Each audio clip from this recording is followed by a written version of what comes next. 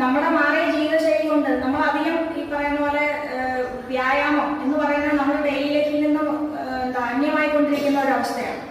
അപ്പോൾ അതുകൊണ്ട് പിന്നെ വേറൊരു കാര്യം വെച്ച് കഴിഞ്ഞാൽ ഇപ്പൊ നമ്മുടെ ഈവൻ ഈ ക്ലോസറ്റ് അങ്ങനത്തെ സിസ്റ്റം പോലും എന്താണ് വെസ്റ്റേൺ ക്ലോസറ്റിലേക്ക് മാറി. അതായത് എന്തെങ്കിലും ഒരു എന്താ പറയുക ഡെയിലി റുട്ടീന്റെ ഭാഗമായിട്ട് നമ്മൾ മുട്ട് ഇതുപോലെ എന്താണ് ചമ്മർമടന്നിരിക്കുക, അതുപോലെ ക്ലോസറ്റ് അങ്ങനത്തെ ഇന്ത്യൻ ക്ലോസറ്റ് ഒക്കെ ആയിരുന്ന സമയത്ത് നമുക്ക് ആ ഒരു വ്യായാമം ഉണ്ടായിരുന്നു നമ്മുടെ ഡെയിലി ലൈഫ്.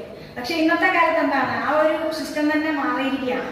അപ്പൊ അതൊരു കാരണമാണ്. പിന്നെ നമ്മുടെ ഈ പറയുന്ന നമ്മൾ ഓയിൽ മസാജ് അങ്ങനത്തെ കാര്യങ്ങളൊക്കെ വഴി നമ്മൾ എക്സ്റ്റേണലി ഇന്റേണലി ഒരു ലൂബ്രിക്കേഷൻ അത് കൊടുത്തു കഴിഞ്ഞാൽ കുറച്ചുകൂടെ ആ ഒരു ഫ്ലെക്സിബിലിറ്റി എന്നുള്ള കാര്യം നമുക്ക് ഇമ്പ്രൂവ് ചെയ്യാൻ സാധിക്കും. അതുപോലെ വേറൊരു കാര്യമാണ് മുട്ടുവേദനയെ സംബന്ധിച്ചിടത്തോളം വെയിറ്റ് എന്ന് പറയുന്നത്. നമ്മുടെ വെയിറ്റ് കൂടുന്നതനുസരിച്ചിട്ട് മുട്ടിന്റെ ആ ഒരു ജോയിന്റിന് ഈ ജോയിന്റിന് കൂടുതലായിട്ട് ഭാരം അനുഭവപ്പെടുകയാണ്, അതായത് കൂടുതലായിട്ട് പ്രഷർ അനുഭവപ്പെടുകയാണ്.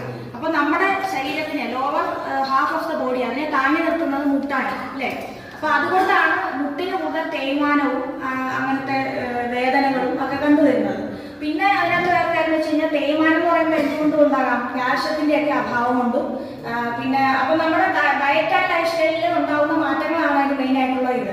അപ്പൊ നമുക്ക് ആയുർവേദത്തിൽ ചെയ്യാൻ പറ്റുന്നത് ഇന്റേണലി നമുക്ക് മുട്ട് അതുപോലെ ജോയിന്റ് അസ്ഥി ധാതുവിന് നറിഷ്മെന്റ് കൊടുക്കാൻ പറ്റുന്ന മെഡിസിൻസ് ഉണ്ട്. അതുപോലെ ട്രീറ്റ്മെന്റ് മൊഡാലിറ്റീസ് ഉണ്ട്. ഇപ്പൊ പ്രത്യേകമായിട്ട് മുട്ട് എന്ന് പറയുന്ന ജോയിന്റിന് ജാനുവസ്തി എന്നൊക്കെ പറഞ്ഞിട്ടുള്ള പ്രൊസീജിയേഴ്സ് ഉണ്ട്.